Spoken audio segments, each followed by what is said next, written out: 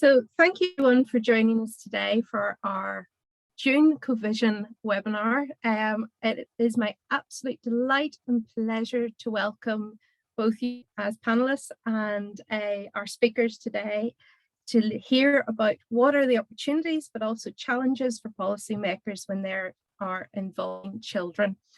As part of our work as researchers, we always think about what is our impact of our research, and the journey, there's the what is, the so what of our work, and it's wonderful to hear from the other side of the journey, from the what the difference can be from our work.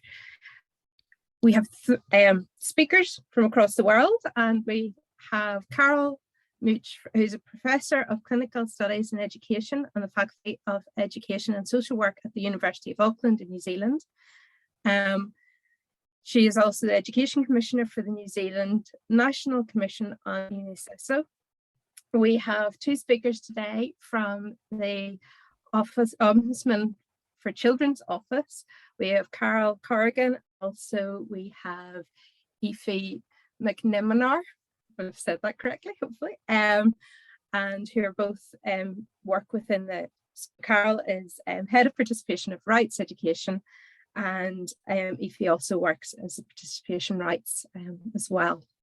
And last but not least, we will have Linda O'Sullivan speaking, who is from the Department of Children, Equality, Disability, Integration and Youth. So the plan for this morning, this afternoon, evening, wherever you are, is that we will begin with hearing from the New Zealand perspective, where unfortunately there's no national strategy or framework yet for the child. Moving then on to Ireland, where we'll hear from the Ombudsman for Children's Office speakers, where they will speak on the fact that we do have a national framework and some thoughts on that. And then finally, Linda will be some thoughts for the future and directionality that we're headed in. We'll have the three speakers, one after each other, and then we will open for panel discussion and questions and answers after that. So I shall stop rambling and pass the floor over to Carol. Thank you very much.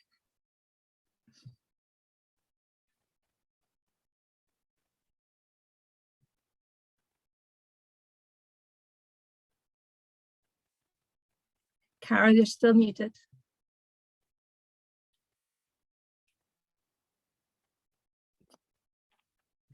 Kia ora koutou, ngā mihi nui. I'm Carol Mutch, as you heard, from the University of Auckland in Aotearoa, New Zealand. And I've been invited today just to give a perspective from our country. And as you can see by my title, I've taken the theme, engaging children in policy decisions in Aotearoa, New Zealand, but I have a subtitle, a good news story, or maybe not. So with that in the back of your mind, let me get started. So no mai, hara mai, welcome to Aotearoa, New Zealand. It is, as you see on the travel brochures, this beautiful country, you know, pristine air and clean rivers and wonderful mountains. And because I took this picture when my husband and I were walking in the mountains between lockdowns, I can tell you that it's true. So yeah, there's my little bit of promotion for you to come out and visit us all. But if we want to think about children and young people, yes, it's a wonderful place for children. Wonderful schools, free healthcare, easy places to play. It's easy to go to the beach, to ride your bike down the street. It's very caring in terms of maintaining your first culture, whether it be the Indigenous culture, our Māori people, or Pacific people, who are the next largest minority group that we have. So a great place to be a child. Or is it? So I have here, just to sober us up a little bit, some statistics about children who live in poverty in Aotearoa, New Zealand. It's about the same size as Ireland. I think we're just a little bigger than you. I think you've hit 5.1 million. I just looked it up, and we're about 5.4. So I have a cartoon here from one of our social justice cartoonist who often raises issues with his cartoons. And in this particular case, he's talking about children in poverty. So you can see 285, nearer 300,000 children at the moment live in poverty in Aotearoa, New Zealand. And this means that they are 5.6 times more likely to be hospitalised due to assault or neglect or maltreatment. They're 3 times more likely to be sick.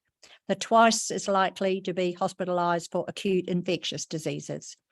And on the other side, you will see that there is a part of the recent Child Poverty Monitor's report on children in Aotearoa, and they tell much the same story. So this was UNICEF's contribution. So UNICEF defines child poverty as children being deprived of the material, spiritual, and emotional resources to survive, develop, and thrive. And this leaves them unable to enjoy their rights, achieve their full potential, or participate as full and equal members of society. And unfortunately, when you think that we have about 1/3 of our families living on an income that is on or below the poverty line, and many of those are families with large families, lots of children living in crowded conditions, you start to wonder if the travel brochure, the pictures that I held up at the start really are worth the paper that they might be printed on. So who is charged then with looking after children and young people in Aotearoa, New Zealand? Well, at the very top, of course, we have the Prime Minister, Jacinda Ardern. And when she took office, she was very concerned about child poverty. In fact, she made herself the Minister for Child Poverty. Under her sits the Department of Prime Minister and Cabinet, and they have been charged with putting together a new child and young person's wellbeing strategy.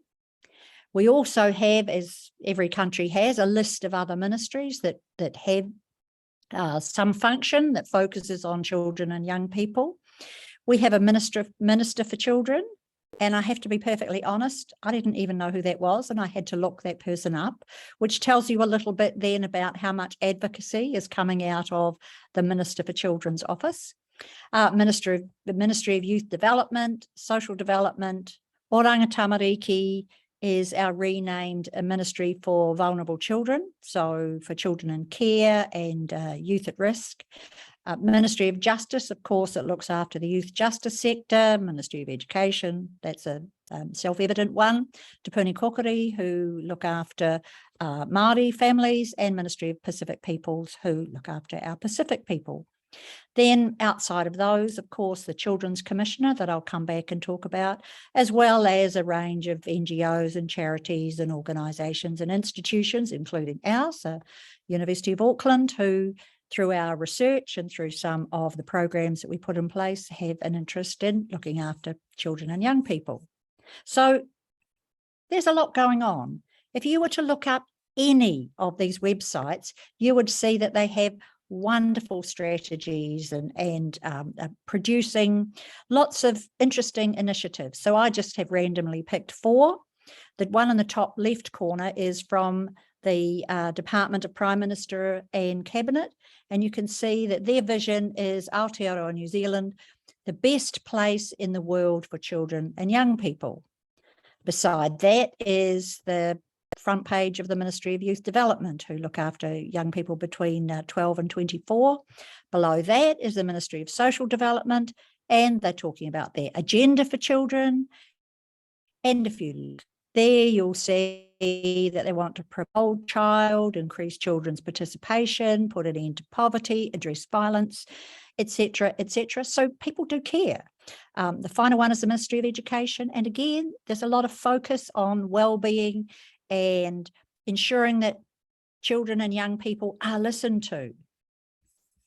And these organisations and the various private sector organisations that they may employ to conduct reports or to put initiatives in place, there's a lot going on. Again, I have randomly just chosen our kind of school is about bullying in schools. The Child Poverty Monitor, of course, is all the data that the various organisations gathered for the Monitor's report. The Youth in Action comes from the Ministry of Youth's website. There's a report at the top there, engaging children and young people in the policy process, what lessons have been learned. So there is a lot going on. People do care. But if you were to talk to the NGO or the charity sector, I think they would tell you a completely different story. Child Poverty Action Group is a really strong group that produces reports, that has a huge advocacy role, and is always petitioning whoever they think will listen in terms of trying to move children out of poverty. Below that is one of our biggest charities called Kids Can, and they have a focus on children going to school, making sure that when they start school, they will have a pair of shoes and a raincoat. They also provide lots of lunches for schools. Because in Aotearoa, New Zealand, we don't have school lunches provided for all children. We now have the ministry supporting Kids Can and some other charities for children in the sort of lowest third of schools in terms of socioeconomic status. We have I Have a Dream, which is for youth at risk. Obviously, we have NGOs such as Save the Children and UNICEF. And I keep thinking, this is a beautiful country. It has amazing resources and really wonderful people. Why do we need Save the Children and UNICEF and other? Shouldn't they be somewhere else in the world, helping people who don't have the resources that we do?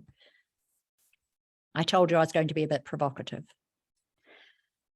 So we've got all of this going on, and I've just taken these 4 headlines from this year. We've all failed. Report finds child poverty in New Zealand unchanged. More work needed to make lives better for our children.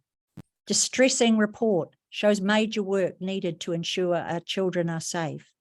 Bold policy changes needed urgently to shift stagnant child poverty rates. There are a lot of not good stories out there. At the moment, we have a Royal Commission investigating children in care, both in state care and in church-related care, and the stories are horrific. We have had, over the last few years, several investigations into Oranga Tamariki, who are the Ministry for Vulnerable Children, both in how the office is run,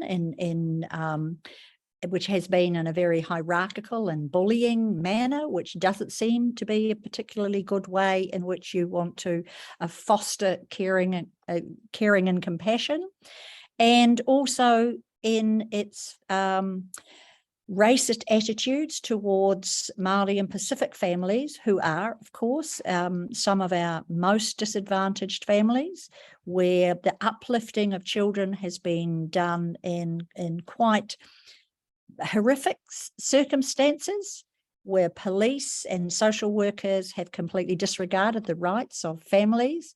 How do we get to be here? This is not a good news story. Now, we do have a Children's Commissioner. The Children's Office of the Children's Commissioner has been around since 1989, and we've had some amazing advocates for children and young people.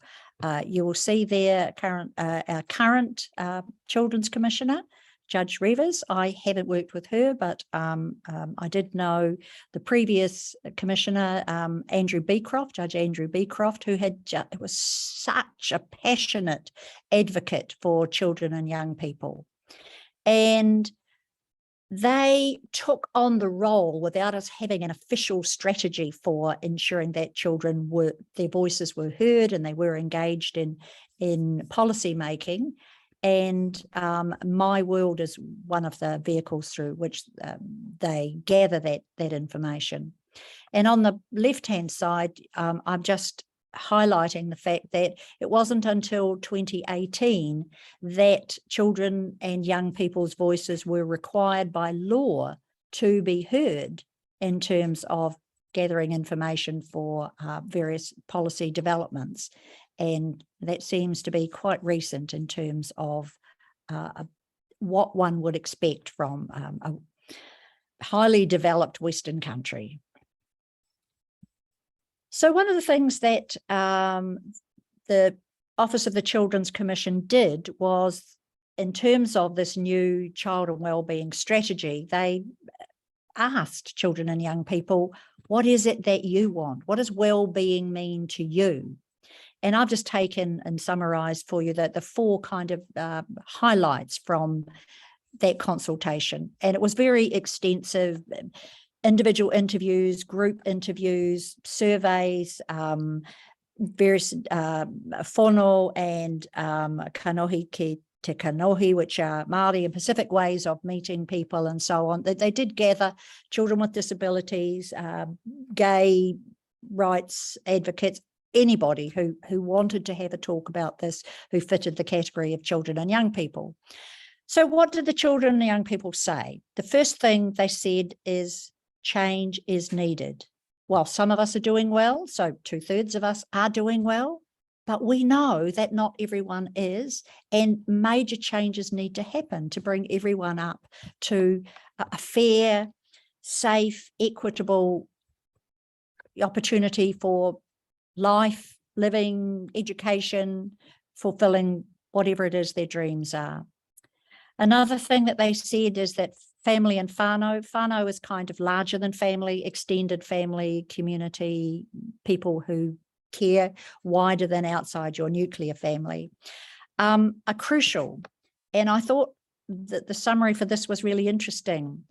They said, in order for us to be well, our families must be well, and our families must be involved in any of the changes that are made for us. The third one is, providing the basics is really good. You know, everyone should have a warm, dry house, adequate food, the right to the health care that they need to be able to get to the services and so on that they may need, all the basics. But they felt that that's not a good enough goal. Within all of that, it's more than just fixing the things that need to be fixed. In fact, it's about finding out who we are, making us feel accepted, making us feel valued, making us feel respected. And if you have, as we do, you know, not a good record on child and family violence, then there are many young people who do not feel accepted. And then finally, the last thing, and it'll come as no surprise, just ask us, just listen to what we have to say, and do it regularly. Don't just do it once in a while and tick the box and say that you've done it. We do have good ideas, and we do know what it is that we need and what it is that people, that those around us need. So please talk to us, listen to us, find out our wants, our needs, our aspirations. And in that last one there, it comes back to that same idea about don't just try and fix us. We don't need more services to look after us. We actually need you to engage in not just the policy making, but the implementation of these things. We should be there at the beginning, and we should be the people who benefit at the end.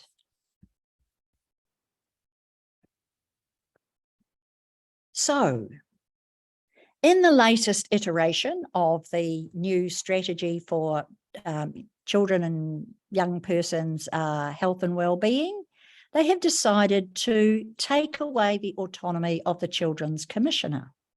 And the Children's Commissioner will now be put, it currently sits external to a government department. It will be placed under a government department, and it will have the monitoring role, the oversight that it has over departments like Oranga Tamariki, the one that I mentioned before, that will be given to someone else to monitor within a government department. And that particular government department is the Education Review Office. Won't mean anything to you, but you will know Ofsted. So can you imagine that you now have a completely dysfunctional ministry that is supposed to be advocating for children and young people's rights and care and protection now being looked after by a department within education. It just doesn't make sense.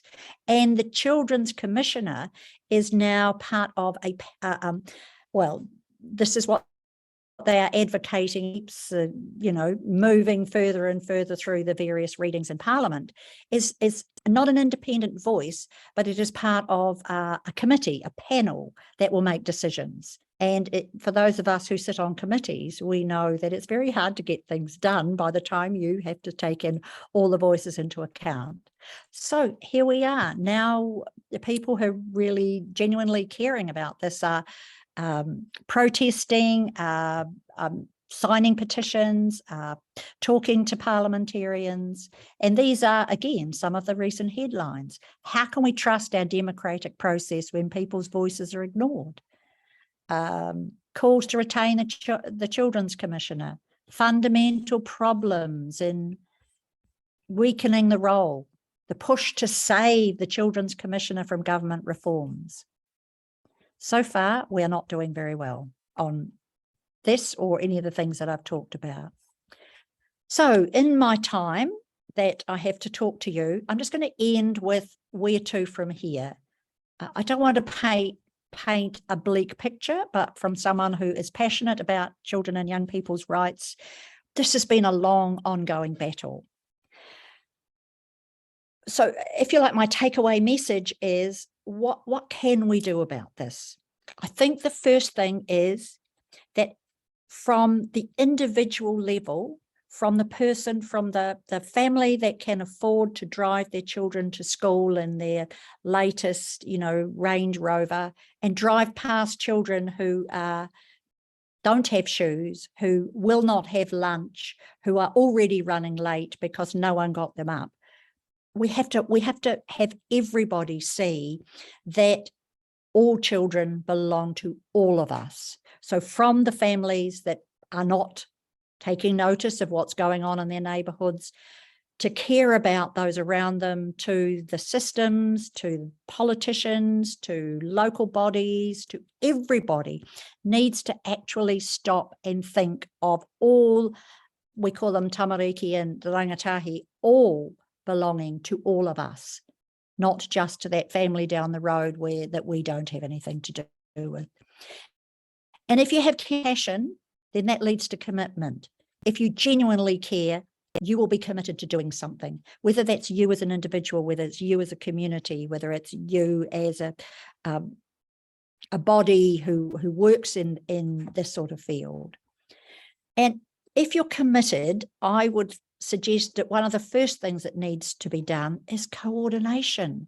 Rather than, as you've seen, there's a raft of ministries and they've all got their own policies and they've all got their own little silos that it needs to be pulled together. A real sense of care, compassion and commitment would mean that coordinating all the efforts that are out there and funding them and evaluating them and doing all the things that need to be done to make sure that we can move forward would be done. And then finally, that takes courage. It takes courage from a government who's prepared to stand up, who's prepared to listen, who's prepared to put the funding in, and who's prepared to, perhaps not just a government, this is not an anti-government talk, but cross-party. All the parties in government need to think about this as not just in this election cycle, and this is a policy that won't go anywhere, so let's not support it because we want to be elected or re-elected, but actually thinking in 10-year plans so that they'd have the courage to say, regardless of which colour of politics you are, this matters so much that we will all agree to put our hearts and souls and our funding and our time and our energy into making what the Department of Prime Minister and Cabinet want, Aotearoa, to be the best place in the world for children and young people to grow up. So with that, nō reira, tēnā koutou, tēnā koutou, tēnā koutou katoa. Thank you very, very much, Carol, for a thought-provoking talk. And I will leave it there for now, and we'll pass on to both Carmel and Aoife, who'll be speaking from the Ombudsman for Children's Office in Ireland. So over to you two.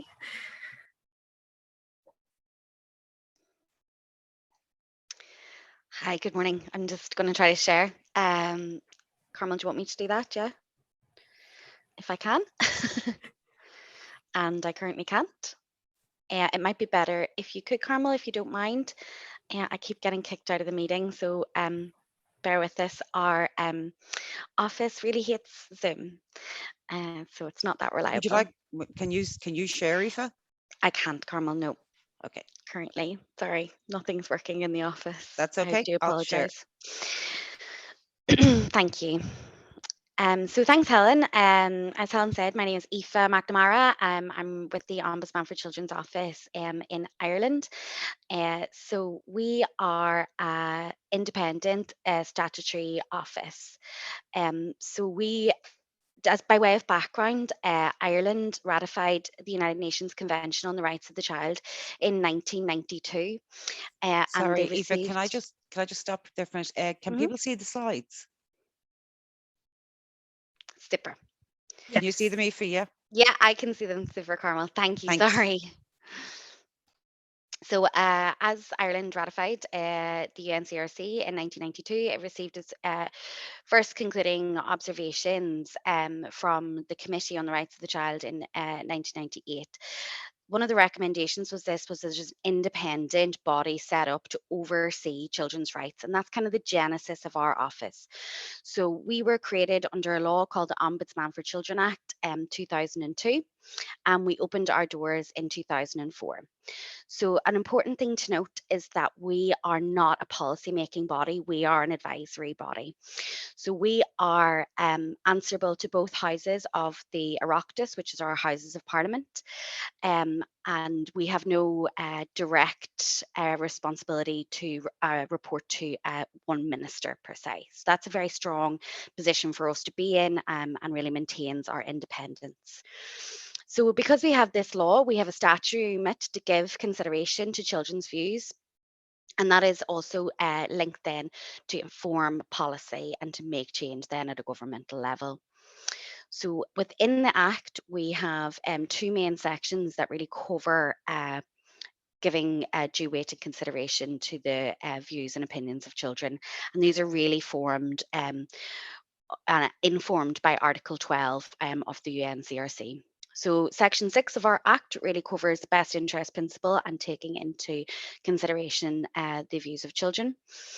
And then Section 7 allows us to establish structures to consult with children, again, really reflecting Article 12, and to advise policymakers, legislators and government based on our experience with children and what children are recommending and advising. So I'm going to give you just a couple of examples of what recent work we've been up to. So the three covers there in navy are examples of our consultative work, where we have done one-off interventions with children and particular cohorts of children who potentially find themselves in living in conditions that are not ideal. So the first one is Take My Hand, which is children's experiences of mental health inpatient units. And these children were talked about what was good and what was bad and what they would change about their treatment within inpatients and how this could be improved. As a result of that, our Ombudsman for Children, Dr. Niall Muldoon, went and spoke to the Oireachtas Committee on Mental Health as well. So that really had informed policy makers at an Oireachtas level. So again, both houses of the Parliament. The second one there is No Place Like Home. This was our consultation with children living in what's known as family hubs, which are accommodations for families experiencing homelessness.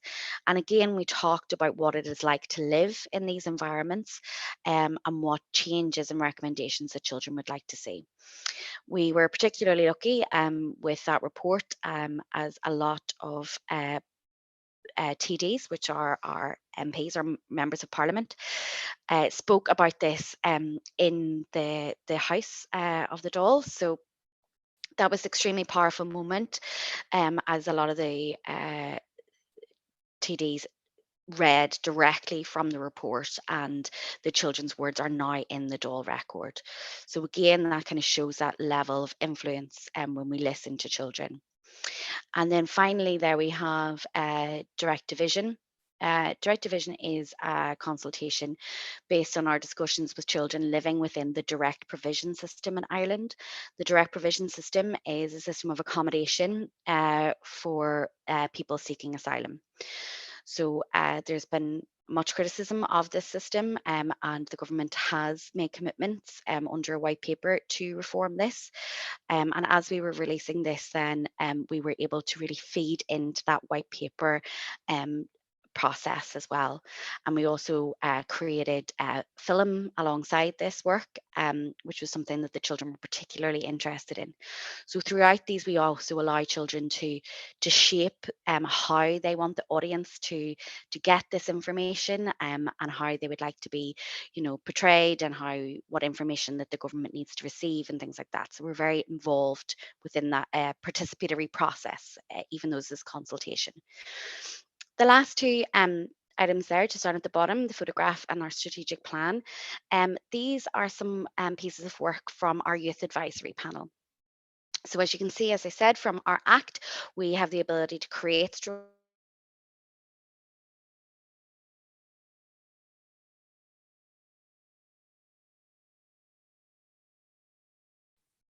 Sorry, we seem to have lost Aoife. Her connection seems to have dropped, so I'll just finish up on this unless she's back. So the bottom two photographs are pieces from our YAP, and as Aoife was saying, we can't, we don't make national policy or regional policy, but we do make our own policies for the office. Oh, Aoife, you're back. I'm back. Hello. Okay. Do you want? No, she's gone again. Anyway. So this is really to look to give our youth advisory panel like direct influence into decisions of the office where that's possible, into our policies. The first one there is related to one of the issues that YAP were very concerned about last year was the whole issue of period poverty. And they raised that with us. They brought it to the Ombudsman. As a result of that, the Ombudsman's office, which it didn't, but we now provide free sanitary products of all kinds in all of the toilets, male and female, as they're designated. And the children also wrote to one of our TD, the number of our TDs who had been speaking about this issue in the Dáil, and to local authorities, libraries, schools, etc., to promote that free period products are provided in all bathrooms. And the second one is our strategic plan, which we just launched a couple of weeks ago for 2022-2024. And our YAP were a part of the consultations that took place with ourselves and with an external advisor on developing the strategic plan, to look at what are the key priorities, and not just what should be the key priorities for the office, but in fact some of the detail that is in the key priorities for the next 3 years for the office have come directly from YAP. And they're very well aware of where those are in. So I suppose it's an indication of how, where we can influence our own policies, we are more than happy to hand that over to them and say, well, tell us, and so they participate in that process. So those are just kind of examples of our own work. But I suppose in talking about the topic in relation to challenges and opportunities for policymakers more broadly, I'm just going to talk a little bit about the policy and practice context in Ireland, because it's substantially different to New Zealand. And, for I would say for a long time, Ireland as a country, as a national policy, has been trying to bring children's involvement in decision making much more to the fore, and even going back to our first national children's strategy, which was, I'm sure Linda may remember the exact dates. My memory is a bit vaguer on it, but certainly 10,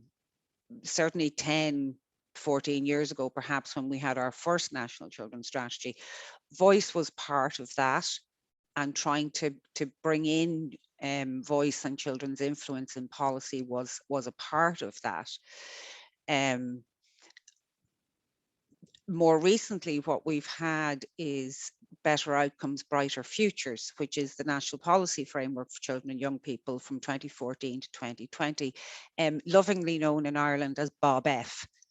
And BOB-F set out a national framework for a very wide range of government departments and government agencies and organisations in how they could achieve essentially better outcomes for children across a very wide range of services, across health services, education, across dedicated services for particular cohorts.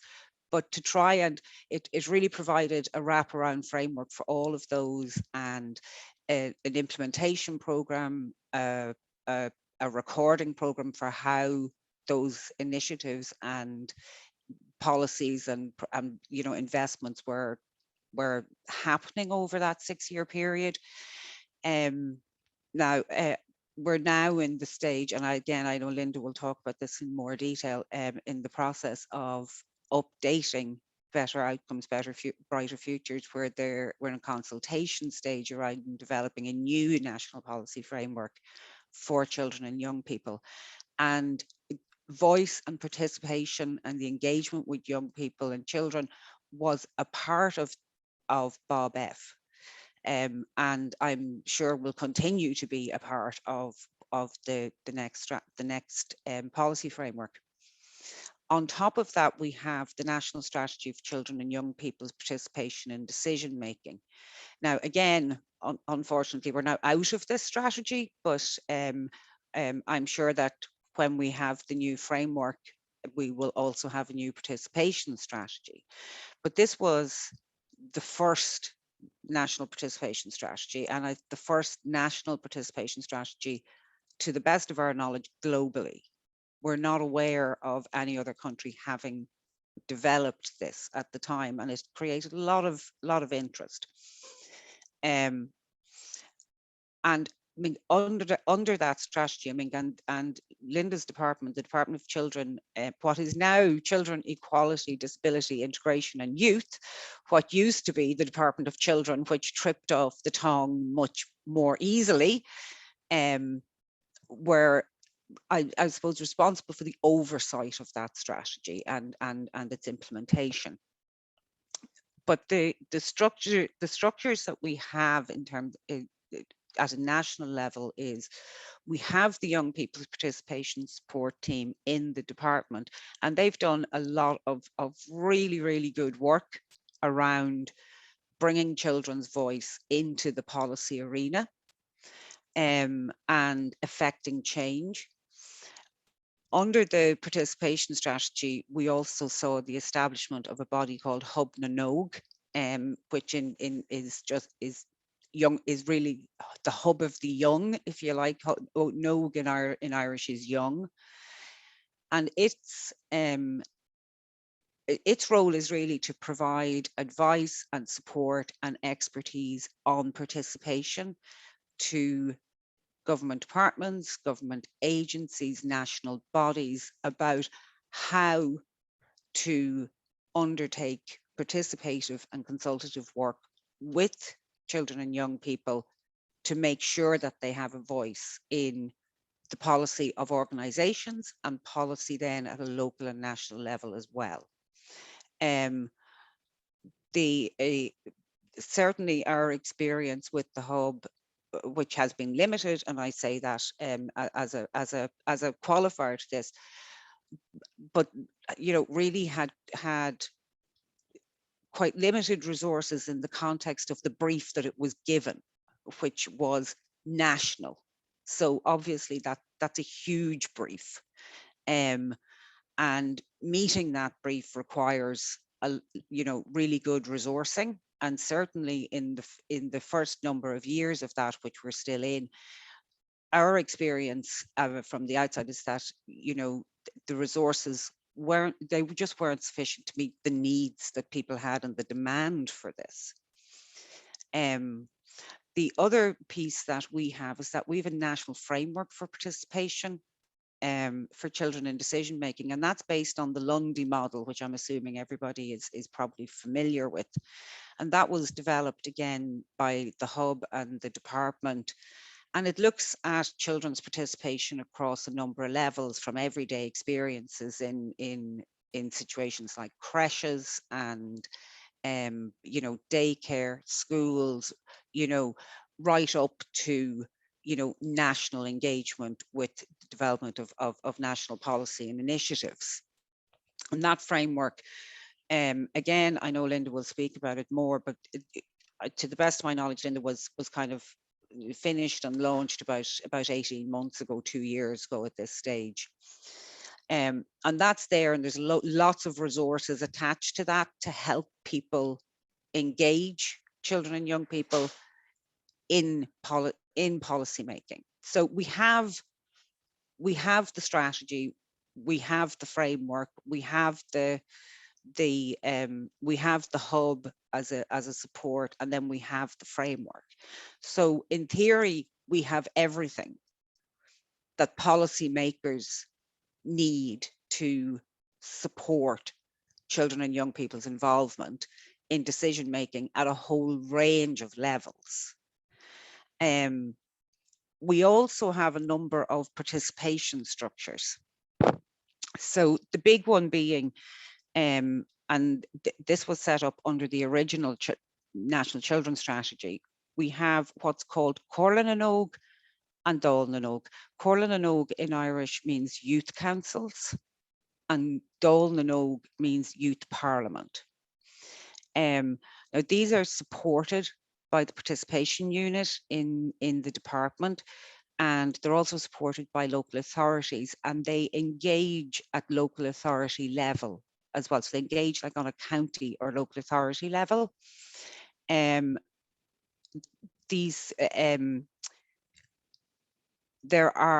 certainly were, the last time I looked at the figures, I think somewhere between 4,000 and 5,000 members of Corla across the country. They also have a national executive, which is a smaller group. I think it's one representative per local authority. And Dáil and Og meets every 2 years. They agree on a work program or a work theme for the next 2 years, and the national executive then works with the department and a number of support agencies to bring that work program through over the next 2 years. And that has almost always, I think, involved, or certainly for a long time has involved, a consultative project with the rest of Corla to bring an issue and bring their views on an issue to national attention.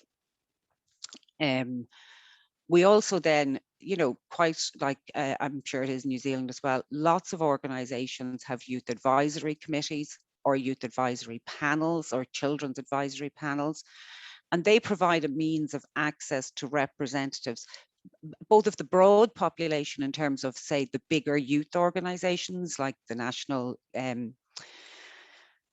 Youth Council of Ireland or Foróige, but also then like specific niche organisations like Jigsaw that deals with mental health, that also, allow for access to very specific cohorts of children with very specific experiences and things to say. Again, this is based, and based on our experience of this. These are really good and strong and accessible kind of structures for hearing what children have to say about things. but a lot of vulnerable groups are still underrepresented on these, both across, both across Corla and Dáil, and then organisational advisory panels as well. So, there have been a lot of efforts made, and I know that the department has made lots of efforts to increase the representation of vulnerable groups, but it's challenging, and it is challenging, and it does take time and investment. But we still have an issue of supporting, I think, vulnerable groups to participate fully in those. Sorry, I'll move on quickly now to opportunities. Sorry, I didn't realize the time, so I will move on quickly. Opportunities for policymakers, and I am talking about policymakers, and this is how we see it from kind of an independent perspective. There's never been a better time to engage with and involve children in policy and decision making. We have more resources, we have better policy frameworks, we have the strategy, we have all of those things that are available to us. So there really has never been a better time now to engage children in policy making. There is a wider acceptance that children have the right to have their views heard. And I think in Ireland, we have moved on that there is that acceptance. And for all that COVID was very difficult for children and for us, I think the one thing that we learned from it is that digital participation opens lots of new routes and opportunities for engagement with children and young people, and that particularly on a hybrid basis. And like we found this ourselves in our own participative and consultative work, that digital participation on its own doesn't work for everybody. In person, face-to-face participation doesn't work on its own for everybody. But much like us in work, the hybrid can work really well for lots of children and can open up lots of opportunities. The last slide I have here is about challenges that we see remaining in all of these. And I suppose the first one, it comes as no surprise to anybody that listens to us ever, is the lack of mainstreaming. It's the Department of Children, as it was now DCEDIY, has made enormous efforts to broaden out the remit and the responsibility and the supports and the resources for children's participation. But it remains principally corralled in DCEDIY, in the one department. And I think most people who want to know anything, that's where they go to, or they go to the hub, but it's corralled. It's not becoming mainstreamed as quickly as we would like to see. Part of the reason for that, we believe, is that there's a lack of children's rights and participation knowledge and expertise within the departments. And that's part of that has got to do with, like every civil service, it is a generalized civil service. You don't always get people with the specific skills in the right place to be doing this work. But it either leads, in our experience, to either a lack of awareness that this should be happening, or to anxiety about doing it and getting it wrong. And there's a lot of anxiety around getting it wrong. Although we have a greater acceptance that children should have their views heard, we would argue that there's still a lack of value placed on children's views, and that is still quite endemic in Irish policymaking. And we've seen again and again and again where we have policy reports and initiatives launched and everything else, which say, and we listened to the children. And then everything the children say is minimized, and the policy just goes in a completely different direction. So while the principle of listening and hearing may be more accepted, the consideration and let's have a real think about the weight of this is still really far behind that. Time and timing, and that relates to the lack of expertise and the lack of value. People generally don't understand the time commitment that is required to do this work meaningfully. And children are very frequently brought in late. They're brought in at the last minute, and you know, time is tight. Like, and I can say from personal experience in the office, the number of times that somebody has rang us from some government department or agency or other and said, could you do a consultation for us with children, or we want to do a consultation with children. When do you want to do, like, okay, when do you want to do it? We want to do it in 3 weeks time, and we want it finished in 4 weeks time.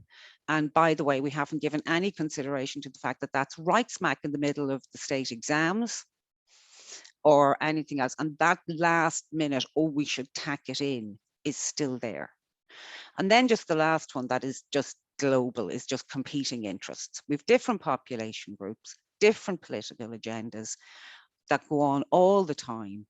And sometimes children come to the bottom of those priorities for a lot, in a lot of cases, because they don't vote, they don't have disposable income a lot of the time, and so we can worry about that in 10 years' time. So there's all of those competing things for policymakers, and I think that's a real challenge for them. And that's where I'm going to stop, because I'm way over time. So my apologies, and we'll come back. And sorry for going over time. Should have kept the stopwatch on. And No sorry for worries. my dropping in and out there. Apologies. Don't worry, the internet's behaving badly. It kicked me out as well first part of your talk, so sorry. Thank you very much for an eye-opening account of all the pros and cons, the challenges and opportunities that exist in Ireland today. And rather than me, I'm going to stop again and hand over to Linda, who will take us on the journey to respond to some of those thoughts, and also for our future directionality. To you, Linda. Thank you very much, Helen and Carmel. And Carmel, you covered a lot of ground that is in the early stage of my presentation. So I'll skip quickly over the early parts just to speed things up a little bit. But first, I'll just make sure I can share my screen. So if you could just bear with me and hope that this all goes okay. So can my screen, oops, I'm on the wrong slide entirely, but I can quickly, there we go. Can you see? Yes, we can see. Okay. Thank you. That's fantastic. So I will speed through my early slides because there's a lot of repetition with Carmel's fantastic context setting on our policy context here in Ireland. So normally I would talk through the international context, but I think that's been well covered already in terms of Ireland becoming a signatory to the Convention on the Rights of the Child in 1992, and our response to that in terms of Article 12. So our response is really guided by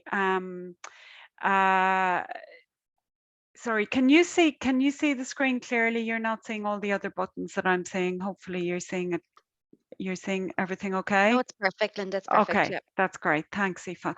So our response to Article 12 is very much guided by the general comments on Article 12 in terms of the state party obligations, which are to carefully listen to children's views, working always from a presumption of the competence of the child and evolving capacity of the child as the child develops and grows, respecting non-verbal forms of communication, working from the child's level of understanding, making particular efforts effort to remove barriers for children who might be experiencing difficulties, and to build capacity and provide training on Article 12.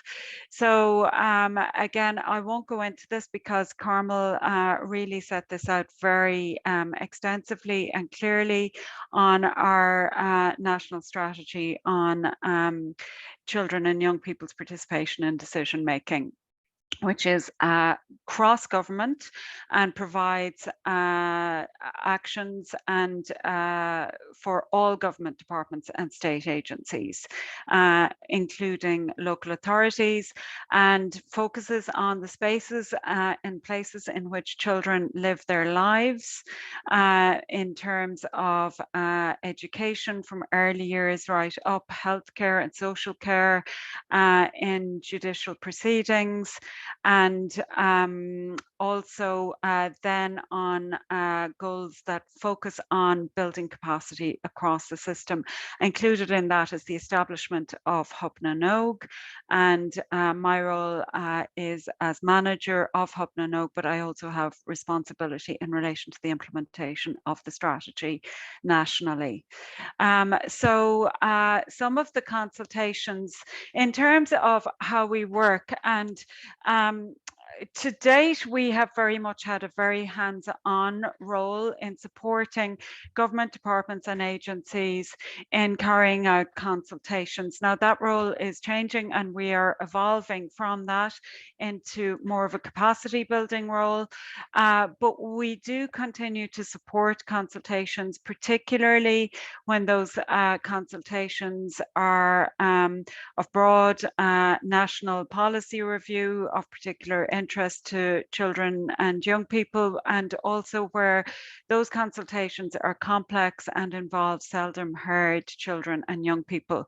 So in the last 2 years, this is a broad range of some of the consultations we've been involved in, keeping in mind that we had COVID restrictions in the last 2 years, and many of these consultations took place either online or more recently in hybrid format. So we consulted broadly with children from primary, from age 4 up to 17 in our review processes for the UNCRC and for the UNCRPD. We consulted with up to 1,300 children for that process, which will also feed into the development of the successor strategy to our National Children's Strategy, Better Outcomes, Brighter Futures. And that review was carried out online with our support. We worked with, we weren't able to work with an advisory group of primary age children, but we did pilot our methodology via a focus group of teachers. We particularly targeted schools where there were high populations of seldom heard children and young people, such as children from migrant communities, from traveling communities, and where there were schools that provided additional resources, for example, autism units and special education classes. So that was carried out directly by survey to the schools. And then we also conducted an online survey with 12 to 17-year-olds as part of that review process. More recently, we have been working on a consultation on the review of the school transport scheme, and on an anti-bullying plan for schools, on a youth homelessness strategy, the wearing of masks in schools. That was earlier this year, January and February, when masks were still obligatory. It feels like a long time ago now, but it was just still earlier this year where children were still wearing masks in schools. In the earlier part of COVID lockdowns in 2020, on the impact of COVID-19 on well-being and mental health of our young people, on the development of our climate action plan, on a new strategy for the Environment Protection Agency, on a new family justice strategy. This one was particularly challenging in terms of recruiting children and young people who had been through the family courts or who had had indirect experience. So children who had been through custody hearings, maintenance, separation or divorce, experience with the justice system through those types of family situations. The review of the Childcare Act, a general population consultation that's just still ongoing actually on the development of the next Creative Ireland strategy, and currently ongoing as well some additional seldom heard cohorts that were not adequately represented in the initial consultations to develop the successor strategy for the children's the successor strategy to better outcomes, brighter futures. And they include young carers, children from and young people from migrant communities, young people experiencing homelessness, and children and young people from the travelling community. So also Carmel did speak really well on our structures, our national structures, some of whom are very well established, such as our youth councils and our youth parliament, which meets biannually, and then more recent structures such as National Youth Assembly on Climate, which was just established this year, LGBTI plus Youth Forum, which has been running the last couple of years, and then our ongoing national consultations, as I've outlined there. So that's kind of bringing us up to the present, and I am going to talk a little bit more now about where we're moving on to from there.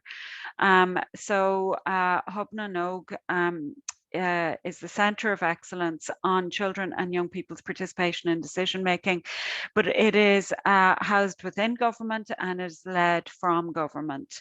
So the objectives of Hub na Nóg are to build capacity and to build expertise across all areas of public service and civil service, but basically in all areas where adults are making decisions that will have an impact on children's lives. So whether that be at national policy making level, whether it be at organizational level, or whether it be in everyday settings.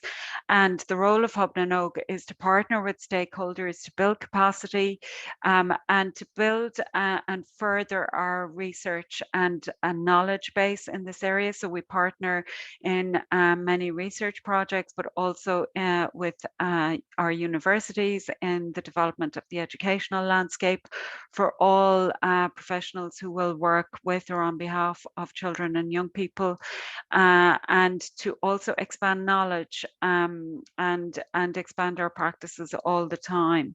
So I'll talk through a little bit more on that a little bit later. And then we have also worked to develop the National Participation Framework, which Carmel mentioned earlier, and which was launched in April of last year. So it's just about 15 months now since we have launched the Participation Framework. The Participation Framework was based on the Lundy model, which I'm sure many of you are familiar with, examining space, voice, audience, and influence. And it went to almost 50 drafts. It was piloted and went through extensive focus group interrogation with stakeholders and practitioners from children's rights organizations to early years practitioners, primary, secondary, teachers, youth workers, social workers, junior liaison, police officers, pediatric nurses, right through I'm wondering if I have forgotten any, obviously national policy makers, our social services, etc., across the board. So it was piloted extensively to make sure that it met the needs of all sectors, and basically and also extensively with the disability sector, because it is also grounded in the UNCRPD as well as the UNCRC and other legislation, as well as the participation strategy. So the framework was developed in response to many requests and that would have come in around looking for support and guidance on how to fulfill decision makers' commitments under the strategy. So there was quite a lot of, I suppose, awareness of the need to consult and the need to involve children and young people in decision making. But there was a lot of fear around it, as Carmel mentioned earlier. There was a lot of confusion around what it meant. There was a lot of fear that, this means that we have to do, that whatever children say we have to do, regardless of what it might be. And then there was a lot of, as Carmel outlined, misunderstanding around the time required, the resources required, and as Carmel said, quite often a tick box approach at the last minute. So the framework was developed in response to all of that, and was developed as a set of guidelines and a very practical how to support government departments and agencies, but also organizations and practitioners on how to ensure that children and young people are included in decision making in a meaningful way. So the core principle of the participation framework is participation with purpose. So consulting with children and young people and hearing their voices is only the first part of the picture. So it is not just about doing participation, it is really about ensuring that participation is meaningful and that it has a purpose and that it will influence an outcome or initiate change. And this relates back to the purpose of the organization and the purpose of what is ongoing, the decision-making process. So whether this is projects, programs, services, policies, or everyday decision-making. So there are 9 overarching principles to the participation framework. Participation must be transparent and informative, as in children and young people must know what it is for, what their views are being sought for, and must understand the boundaries of that and the limits of that, and what influence can be had, and must be fully informed on that. It is voluntary. No children or young people are obliged to be involved. It is respectful of children and where they are at. It has to be relevant to their lives. Child-friendly and inclusive, and must be supported by training for the adults who are using the framework, safe and sensitive to risk, and very importantly, that it must be accountable in terms of its outcomes.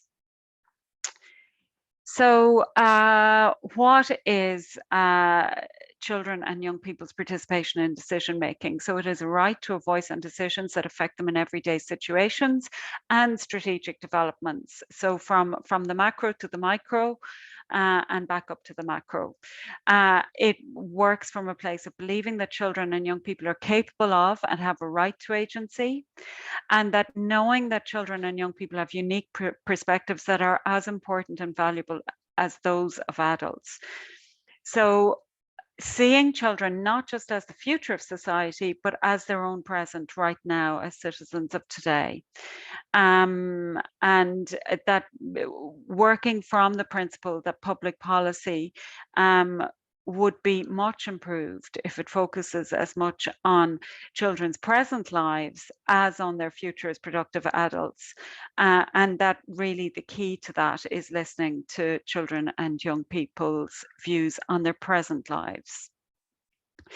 So we found through the focus group process of developing the framework that it was just that what we really needed to also set out in the framework was what participation was not, because of the fears around it and because of the misunderstandings around it.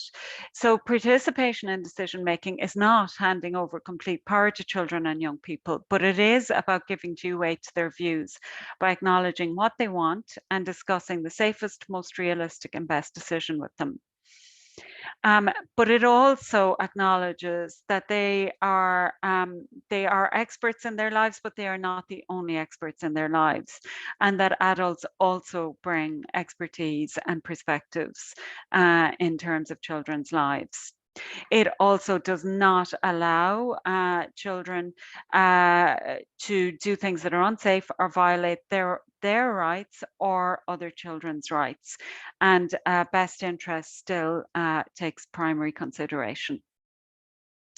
It also sets out how to give feedback to children and how due weight has been given to their views. So setting out how to do that feedback, which was a key weakness in participation, an identified weakness in how participation was being done in this country. So that feedback must be given to children and young people in terms of setting out how their views were used, which were accepted, which were not accepted, the reason for this, who's implementing their views, what's happening next, in a language that is understandable and appropriate, and that's fast. That doesn't wait for children and young people to grow up before they get that process, and that provides that ongoing feedback. So the participation framework is based on the Lundy model. I'm not going to talk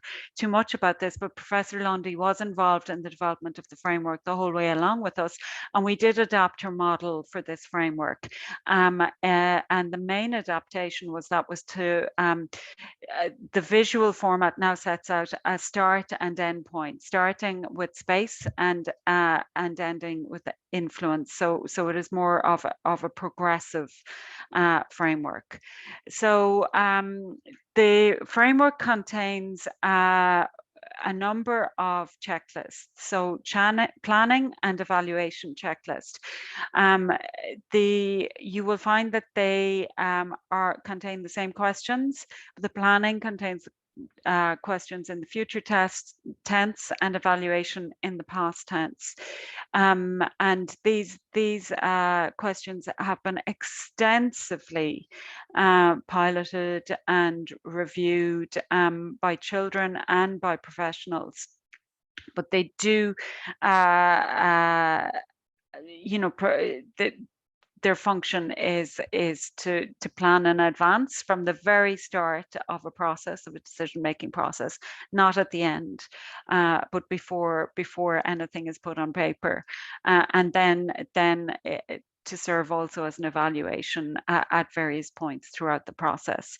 And then we didn't set out to create an everyday spaces checklist, but this evolved through the focus groups and the piloting, that much of the decision making that goes on in children's lives are in everyday contexts, whether that's in a creche, whether it's in a youth club, whether it's in a classroom, and that really it didn't necessarily have to be a policy making process, but that a simpler checklist was required for everyday context and everyday decision-making processes. So that's also there. And then child and youth feedback forms, which were piloted by children also. So I'm not going to go into these, but they are available on the Hub na Nóg website, and I can share that with Helen afterwards. That can be shared with anybody who wishes to look at that. You'll find it very, very easily on a Google search. And the questions are meant to be easy to understand, but not necessarily, they're not always easy to achieve. And it is about really a process towards improvement. So there are the planning, evaluation, the everyday, and the child evaluation. So I'm going to come, I hope I'm not running too much over time, Helen. I haven't got a stopwatch in front of me, but to come back to your main question on opportunities, I'll speed this up, I promise. So Carmel really set this out very well, but I have just a few additional points to make. So as well as being a right, there's a growing body of evidence on the benefits of involving children and young people in decision making. It leads to better services, programs, projects, policies, research. It promotes children's protection and improves key skills and supports active citizenship and social inclusion at an early age. The challenges are all of the challenges that Carmel mentioned. The inclusion of seldom heard is a huge challenge. It is slow, it requires investment and putting together pathways to remove barriers to participation for children from seldom heard communities. And it involves long engagement with stakeholders, listening to stakeholders, and working on putting together those pathways. And we are putting a lot of resources and attention into that now, both in terms of our permanent structures, but also in terms of our ongoing consultations. Building capacity is hugely important, and this is another focus of our work going forward. So we have released capacity grants that provide some funding and training from Hub na Nóg combined. Currently, so far we have provided grants and training to arts organisations, youth organisations, seldom heard NGOs. Over the rest of this year, we will be rolling that out to early years providers and sports organisations, and then moving towards plans to support education and healthcare. The enabling factors in terms of another challenge is organisational buy-in. The policymaker needs to be at the table from the beginning with a commitment to ensuring that children and young people's views will have due influence on outcomes, and needs to have that commitment to financial, human and time resources, as well as to monitoring and evaluation and accountability. So moving forward, we will be working with all the main universities in Ireland, Trinity College Dublin, UCD, UCC, UL and NUIG, in the development of an online module for professionals across all sectors on the participation framework. We have a working group for early years on developing and piloting methodologies to include babies, toddlers and very young children in decision making, and we're continuing to work with all stakeholders in removing barriers for the participation of seldom heard children and young people. This is an example I don't have time to show you, but if you Google the youth travel card in Ireland, Corrigan na Nóg, it will set out for you how we really start to have very large scale influence in policy. This was an example of a youth-led, so this was another area that we want to support, is youth-led participation. So our youth councils, which are youth-led, and our role was to support them in their mandate from their from the Dáil na Nóg, which is the youth parliament that took place in 2019, for they had a national agenda to work on sustainable transport solutions as a climate action piece, and over 2 years worked with the national executive of our youth councils on the identification. They met with experts, policymakers. They carried out surveys with their membership, and they finally decided to work on a project called the Youth Travel Card after identifying that the #1 barrier to young people using public transport more in Ireland was cost. So worked with us, we put together a steering committee of stakeholders and government departments and agencies with influence in this area to listen to the young people's proposals, and this was voted in as part of budget 2022 last year. 25 million per year committed to a youth travel card providing 50% discount on all public transport systems across Ireland for all young people up to the age of 23, which I'm sure for other countries may have already been in place, but for Ireland was new ground. It was an entirely youth-led initiative supported by government and policymakers, and led to huge long-term change as a climate piece, but also as a youth empowerment piece. So that is my presentation. Are you able to stop me sharing, Helen, or do I do that myself? Stop share, I see it. Okay. Thank you. Thank you very much. And we have plenty of time and plenty of scope to hear. It was lovely to hear all the passion and drive that all of our speakers have on this area of work. And it was just lovely to listen to you. Yeah, it's a little bit longer than we thought, but I don't mind at all. We have plenty of free time. But there's a few questions have come into the questions, and please do add more. One question, and whoever would like to answer: how do young people get involved in the WAP of the Ombudsman in Ireland? Is from Siobhan O'Higgins. So possibly Carmel or Aoife. How do they get involved? How do young people get involved? Aoife, do you want to take that? Yeah, absolutely. So there's a number of ways that children can get involved with our YAP. Basically, this is a pilot project for us at the moment, and we started it up in 2020, so in the middle of the pandemic. So how we did the recruitment at the start was really through youth organisations and approaching them to see if they had children who were interested. I think a lot of the youth organisations were crying out for things for their children to do during that time. So that was how our initial round of recruitment kind of went. Since then, we've actually been approached by a lot of children who are just particularly interested, which has been lovely. So often children are contacting us directly, or they're coming through an organisation. But if you have any children who are interested, I'll pop the email address to our inbox in the chat, and do feel free to get in touch. We just want children to have an interest, and again, as has been said, children are experts in their own lives, so they don't need to come with any particular skill set or anything like that. Just an interest, and they're willing to work with me and Carmel. God love them. Thank you very much. We also have Aoife O'Malley from Barna. I said that right, in Galway. They are a service working with children victims of sexual abuse, and are very keen to support child participation within our service.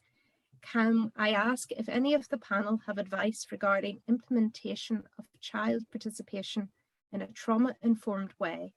They are keen to involve children in decision making, but need to ensure that nobody is traumatized or re-traumatized by being involved. So thoughts from the panel? I don't know if you mind, Carmel, I might speak just quickly to that. So obviously a lot of the children that we've worked with in our consultations, the three that I outlined there, children with mental health difficulties and inpatients, children experiencing homelessness, and children within the direct provision system, have experienced trauma, either through their journey into the living situation that they're in, or by virtue of where they are living. So it's always a balance for us to really ensure that we are not re-traumatizing children and that we are doing this in a really sensitive way. I think a lot is to do with, you know, your own kind of facilitation and interviewing techniques and things like that, but also ensuring then that children do have somewhere to go and that they can talk to, you know, another trusted adult. So for us, our interventions tend to be quite short and we don't provide ongoing support to children, but we're doing a lot of signposting throughout. And obviously we're taking things very slowly. We tend to go in and meet children a couple of times and do a lot of get to know you kind of things before we launch into any kind of really details around maybe what has happened or their journeys to where they are now. So I think a lot of it is really about knowing the children that you're going to work with, building that rapport, and ensuring that you've signposted the supports that are there afterwards. Carmel or Linda, I don't know if you guys want to, Carol as well. Yeah, I might just add to that, and thank you, Aoife. Yeah, what I would say is that it kind of goes back to the participation, to the purpose of the participation again, and what we would do again, because we would always take advice from the experts, have psychologists on hand if required, or other support workers that would be appropriate for the particular children, the particular context, but also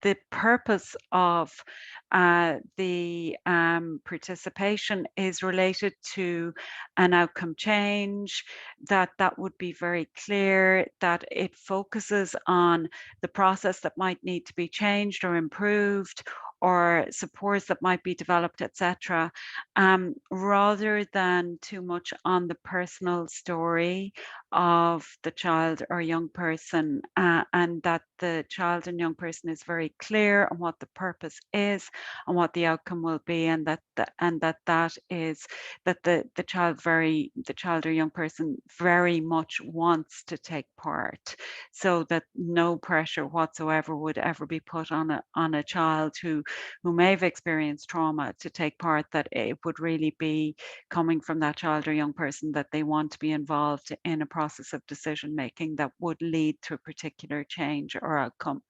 And again, taking advice from the workers who work closely with that young person, who know that young person, who provide support for that young person in what may be required to support the young person to take part.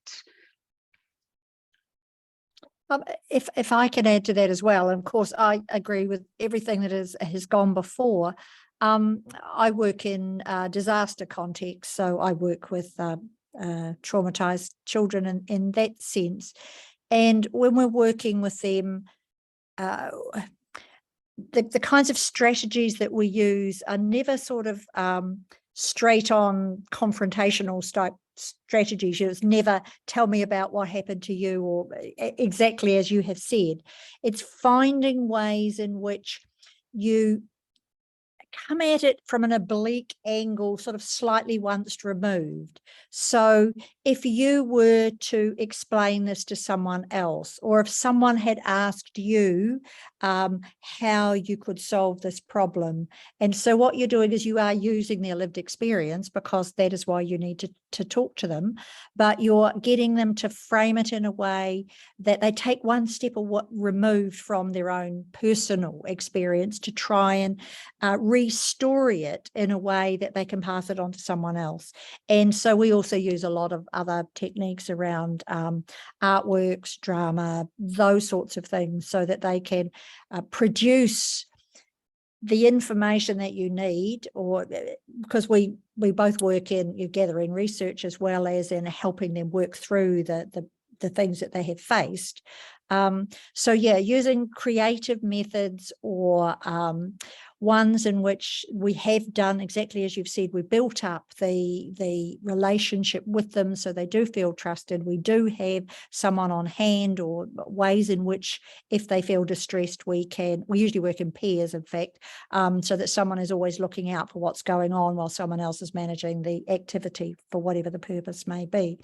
But yes, there are ways in which you can do this. If you go into the trauma literature and so on, you will find these things. So I think it's a really important question, and yeah, thank you for asking. And just to come back there, I think Harry's made a really good point in the chat. I don't know if everybody could see it, just that often children really, really want to talk about their experiences, and that they should have that ability to, in a safe way. And, it's not a counselling service, it's nothing like that. But sharing can be an extremely empowering and liberating experience for many people. And it's really important that space is created as well, and to not, as Harry says, assume that it is going to re-traumatize. It doesn't necessarily mean that it will. Thanks. Thank you everyone for your input, and I hope that helps. Time is marching on, and before I close, I wanted to offer the floor if any of the speakers today wanted to offer a take-home message, if you have one for today, for our listeners. Don't jump all at once. I'm happy to jump in, Helen, and just say it's really in terms of policymakers, I would say policymakers being at the table from the very start and buying into the process, and allowing the time, resources, and willingness to do this in a really meaningful way that will impact change, that is really key, and that without that it's it's not as meaningful. It needs to be meaningful. Sorry, my dog is going crazy outside the window all of a sudden after a cat. Apologies. Carol, do you want to add a take-home message? You don't have to. Sorry, me or Carol? I thought you were asking Carol. Oh, Either of you can go. Carol, do you want me to go? you get first while I think. Okay, sorry. I'm going to be kind of stating the obvious here, but the thing that I would ask people to take home out of this is that one of the things that we experience all the time when we are doing either consultative or participative work is an enormous amount of gratitude from the children, a huge amount of gratitude from the children. And I think it's wrong that children in this day and age should have to be grateful for having their rights realised, or have to be grateful for having specifically their Article 12 rights realised. And that's up to people like us and decision makers at all levels, in all kinds of organisations, in all kinds of whether it's departments or NGOs or schools or care settings, etc. To make sure that this is something they know, they're aware of, and that they don't have to be grateful for. We're not visiting a charity on them. It's their right. And the very last thing I would say is that we should always remember, and bearing in mind what Linda said about, adults bring a certain experience and knowledge and expertise as well. But there are things that we simply cannot know because we are not children. We're not a child in this circumstance at this time, living this life.